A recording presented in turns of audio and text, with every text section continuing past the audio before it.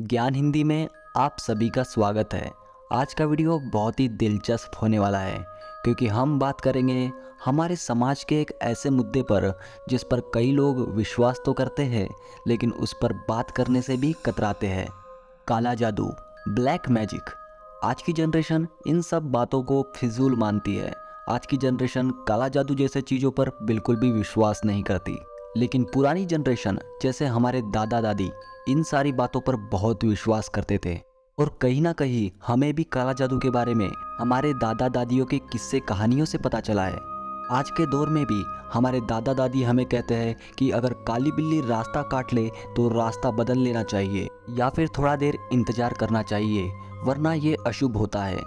काला जादू मतलब किसी को वश में करना, किसी को शैतानी ऊर्जा से तकलीफ पहुंचाना, यहाँ तक किसी की जान ले लेना या किसी वस्तु को शापित कर देना, किसी की अच्छी खासी वस्तु को या जिंदगी को बर्बाद कर देना, वो भी काली शक्तियों की मदद से।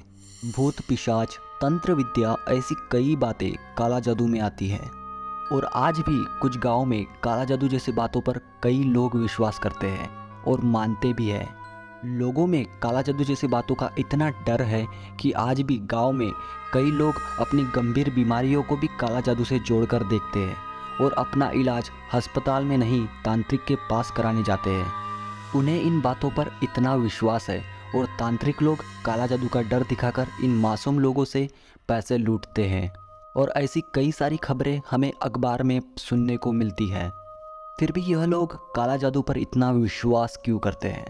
क्योंकि काला जादू से जुड़े कुछ हादसे ऐसे भी हैं जिन्हें चाहकर भी नज़रअंदाज नहीं किया जा सकता। वीडियो को आगे बढ़ाने से पहले बता दें, यह वीडियो का मकसद किसी भी व्यक्ति को काला जादू जैसे चीज़ों पर विश्वास करना या ऐसी बातों को बढ़ावा देना नहीं है। वीडियो में बताई गई जानकारी हमने इंटरनेट से ली है। तो चलिए ज्ञान हिंदी के साथ इस डरावने सफ़र पर जानते हैं काला जादू से जुड़े एक हादसे के बारे में। बात है अर्जेंटीना 1967 की। अर्जेंटीना देश का नाम लेते ही दिमाग में सबसे पहले फुटबॉल का नाम आता है, और आए भी क्यों ना। अर्जेंटीना वही देश है जिसने मैराडोना और मेस्सी जैसे महान प्लेयर इस फुटबॉल को और इस पूरे दुनिया को दिए हैं। और हाल ही में अर्जेंटीना ने कतर फीफा वर्ल्ड कप का फाइनल मैच भी जीता है। तो ऐसे में यह कहना गलत नहीं होगा कि अर्जेंटीना मशहूर ही है फुटबॉल के लिए। और काला जादू से जुड़ा यह वाकया फुटबॉल से भी जुड़ा हुआ है।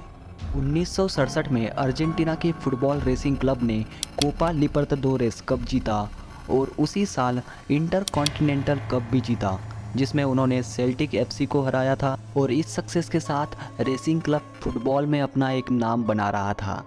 रेसिंग क्लब ने यह कप जीतकर अपने हेटर्स को एक जोरदार तमाचा मारा था। और रेसिंग क्लब की यह जीत कुछ लोगों को हजम नहीं हो रही थी, खासकर उनके प्रतिद्वंदी क्लब इंडिपेंडिएंटे को। रेसिंग क्लब और इंडिपेंडिएंटे के फैंस आपस में बहुत लड़ा करते थे। यह दोनों क्लब्स एक दूसरे के कट्टर प्रतिद्वंदी थे।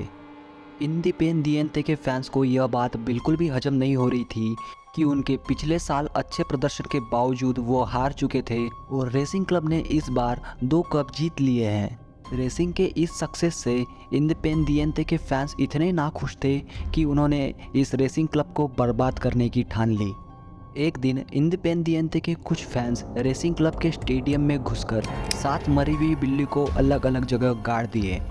और यह खबर कुछ दिनों बाद तेज़ी से फैली कि कुछ लोगों ने रेसिंग क्लब के स्टेडियम में घुसकर 7 मरी हुई बिल्ली को गाड़ कर काला जादू किया है। रेसिंग क्लब के फैंस और मैनेजमेंट ने इस बात का मजाक उड़ाते हुए कहा, यह तो बस एक अंधविश्वास है, और इस बात को फालतू कह के इसे नज़रअंदाज कर दिया। पर इसके बाद जो रेसिंग क्लब के साथ हुआ, उसने रेसिंग क्लब के मैनेजमेंट और फैंस को काला जादू पर विश्वास करने के लिए मजबूर कर दिया। रेसिंग क्लब जो एक वक्त में इतनी स्ट्रॉन्ग टीम हुआ करती थी, उस पर मुसीबतों के पहाड़ गिरना शुरू हो गए। रेसिंग क्लब एक के बाद एक मुकाबले हारती जा रही थी, सिर्फ अर्जेंटीना नहीं तो अर्जेंटीना के बाहर भी। रेसिंग क्लब जो सिर्फ अर्जेंटीना ही नहीं पूरे साउथ अमेरिका की स्ट्रॉन्ग टीम थी, वह अब एक छोटे से टूर्नामेंट टाइटल को भी जीतने का बहुत प्रयास कर रही थी, मगर जीत नहीं पा रही थी। अब सबको लगने लगा था कि रेसिंग क्लब पर सच में किसी ने काला जादू किया है। रेसिंग क्लब फैंस और मैनेजमेंट ने जिस बात का मजाक उड़ाया था, जिसे अंधविश्वास कहा था, अब उसी मैनेजमेंट ने 1980 में उन मरी हुई बिल्ली के लाशों को स्टेडियम में ढूंढना शुरू कर दिया और बहुत कोशिशों के बाद 7 बिल्लियों में से 6 को ढूंढकर निकाला गया, लेकिन तब भी कुछ फ़ायदा नहीं हुआ। तो उसके बाद 1998 को लाखों लोग स्टेडियम में आए थे और एक प्रीस्ट को भी बुलाया गया था एग्जोर्सिज्म करने के लिए। एग्जोर्सिज्म जिसे नहीं पता उन्हें बता दे, एग्जोर्सिज्म एक ऐसी प्रक्रिया है जिसमें काली शक्तियों को भगाया जाता है। एग्जोर्सिज्म से जुड़े एक सच्ची कहानी पर भी हमने एक वीडियो बनाया हुआ है जिसे आप देख सकते हैं, लिंक डिस्क्रिप्शन में है। 1999 तक रेसिंग क्लब की हालत इतनी ख़राब हो गई थी कि वो रेलीगेशन के नज़दीक आ चुके थे। ऐसा लगने लगा था कि रेसिंग क्लब अभी ख़त्म ही हो जाएगा। फिर 2001 में रेसिंग क्लब के न्यू मैनेजर रेनॉल्ड मेरलो अपॉइंट होते ही ये बयान देते हैं कि मैं दिन रात एक कर दूंगा, लेकिन उस मरी हुई बिल्ली की लाश को ढूंढ के निकालूंगा।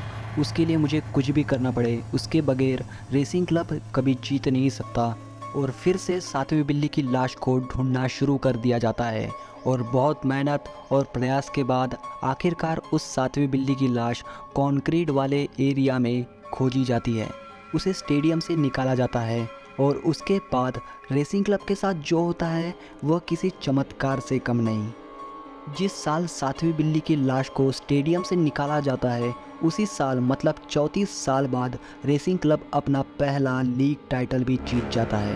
अब आप इसे एक संयोग माने या फिर एक काला जादू का शाप, इस बात पर विवाद करना मुश्किल है, लेकिन यही एक सच्ची कहानी है जिस पर विश्वास करना मुश्किल है। लेकिन रेसिंग क्लब के ज़्यादातर फैंस आज भी उसे काला जादू का शाप ही मानते हैं। आपको क्या लगता है हमें कमेंट में ज़रूर बताएं और चैनल को लाइक, सब्सक्राइब और शेयर करें ताकि जब भी हम आपके लिए अगला वीडियो बनाएं तो हमें मोटिवेशन मिलती रहे। धन्यवाद।